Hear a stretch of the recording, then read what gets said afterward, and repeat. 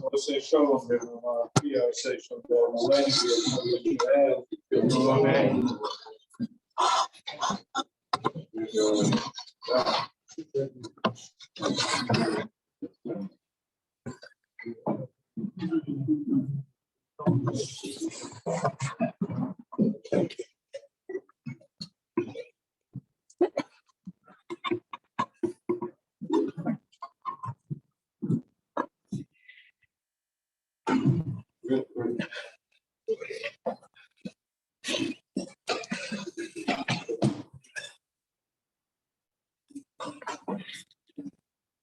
Erev Tov, everyone.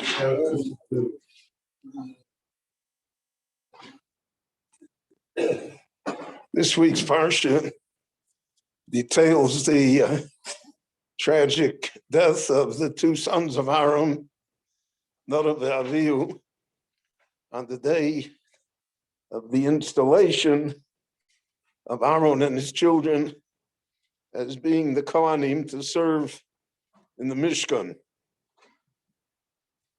This happened on the 8th day, the Yom HaShmini. And the Torah says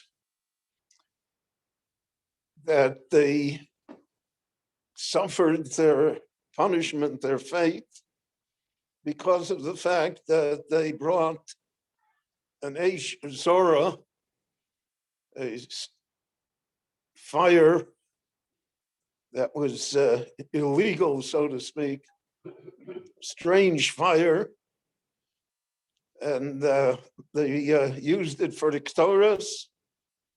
And the Torah, as we have seen and will continue to see in the Chumash, was always very volatile and lethal, and anything that was wrong with it brought terrible consequences. So Nadav and Avihu died by Akriva Meish Zorah because they brought this strange fire. According to Chazal, the fire entered their nostrils and burned their insides, while the outside body remained intact and not even singed. So that the Torah said that. Come Chazal and offer various opinions as to why Nadav and Avihu passed away, why they were killed. So the question is, why did Chazal have to do that? And the Torah said what happened. The Torah already explained it to us.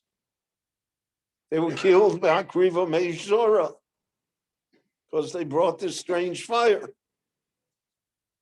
Chazal say that they were Shesuya Yayin. They had drunk wine before they came. They were inebriated. And there's a different Chazal that says because they didn't intend to marry, they never wanted to have a family. There's another Chazal that said that they said about Moshe and Aaron, Masa Yamusu Skenim Alolu, when will these two old men finally pass from the scene? And you and I, we're young, we're modern, we understand, we'll lead the generation. What impelled Chazal to look for these things? When it's written explicitly in the Torah that they died because of Akriva Meish Zorah. Why did Chazal have to reach out and look for other reasons that are not explicit? The Shesuya Yayin is because that's the next parsha. But the Torah said what happened. This is a general question that we could ask regarding Medrash generally. We have many times that the Torah or the Tanakh tells us the reason, tells us what happened, and Chazal darshan it of all the sorts of different ways.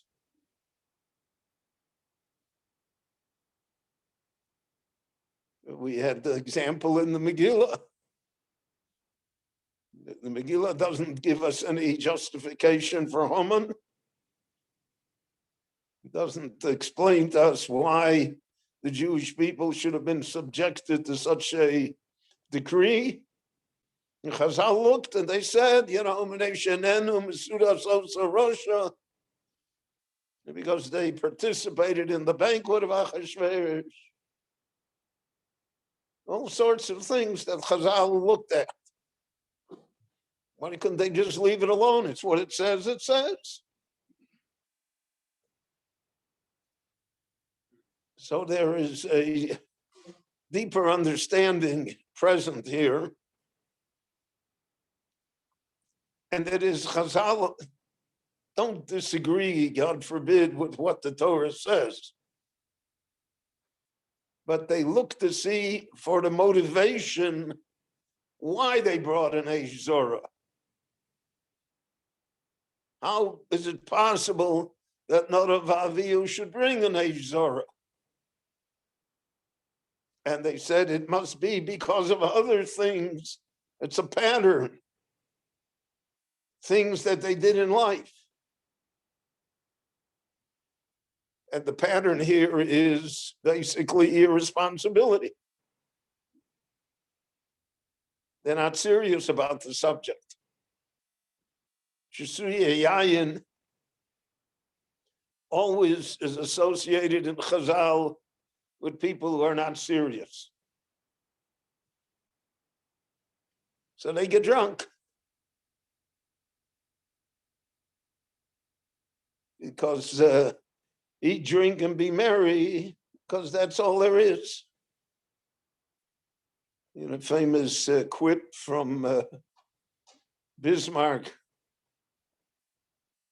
that he said the difference between Austria and Germany is that the situation in Germany is serious but not hopeless. But the situation in Austria is hopeless but not serious. They're not serious people. A Kohen has to be a serious person.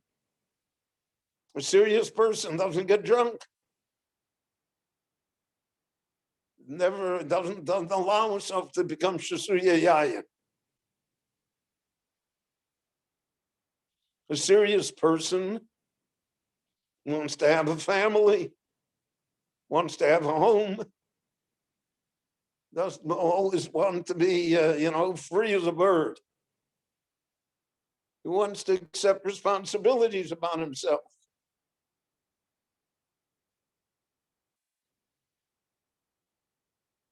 A serious person recognizes that Moshe and Aaron are the leaders,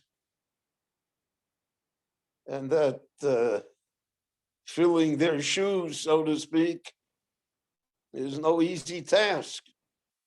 It's not something that you just do. So the pattern that Chazal saw in Nodav Avihu was the fact that they were not serious about being Kohanim. Since they were not serious about being Kohanim, so therefore they were lax in the observances, especially when it came to bringing the fire for the incense. And since the incense was lethal and they brought the wrong fire, so it had tragic consequences. So Chazal searched for the motivation, not that they disagreed with what the Torah said. The prime cause is Ba'akriva meish zora, asher lo tzivesi.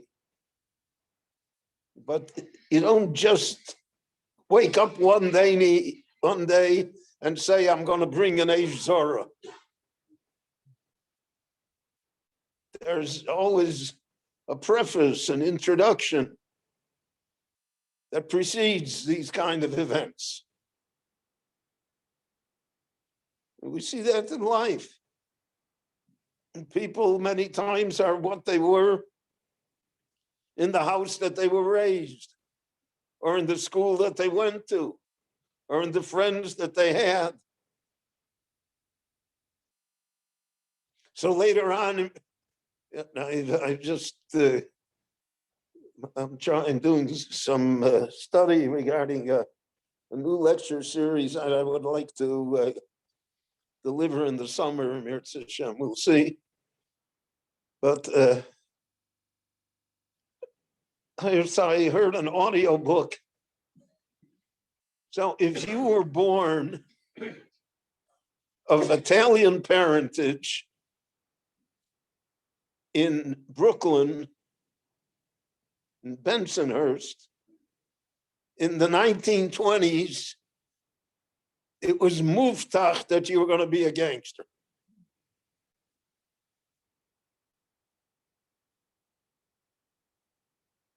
There was almost no way out. So the problem with the person later is that he's a gangster. But what made him the gangster, what was the preface, is where he was born and what was his parentage and what was his schooling and what was the society of the neighborhood that he grew up in. And these are important things that exist until today.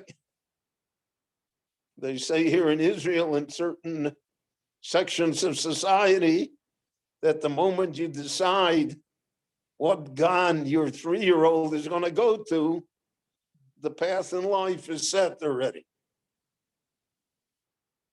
It's a slight exaggeration, but not a great one. We are factors that occurred way before we make choices in life. And the Torah is aware of that. And therefore, in all the midrashim regarding all the people in Tanakh, but we have conflicts as to what it was. The Gemara tries to determine what led Shimshon to be Shimshon, or what led Shaul to be Shaul, or what led David to be David.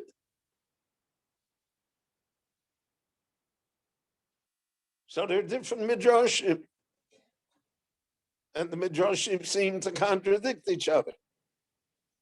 And none of them are apparent in the text of the Tanakh itself. But if we understand this concept, that the Medrash is telling us the preface, the Medrash is telling us what the motivation was. Why did it happen? Why did he make these choices? So then all of a sudden, it not only becomes rational and makes sense, but to a certain extent, it almost becomes inevitable.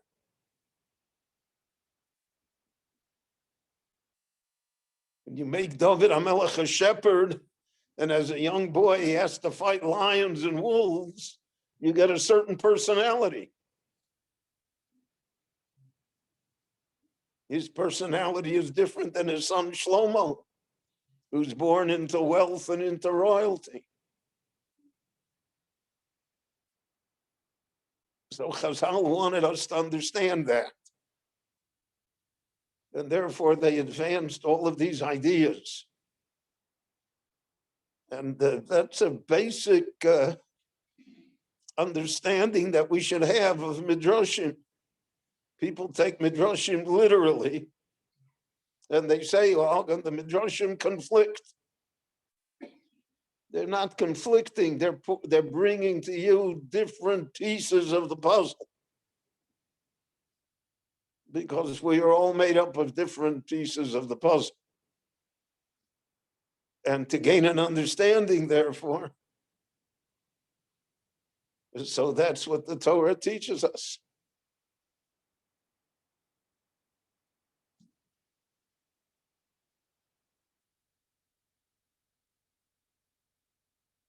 The tragedy of the sons of Aaron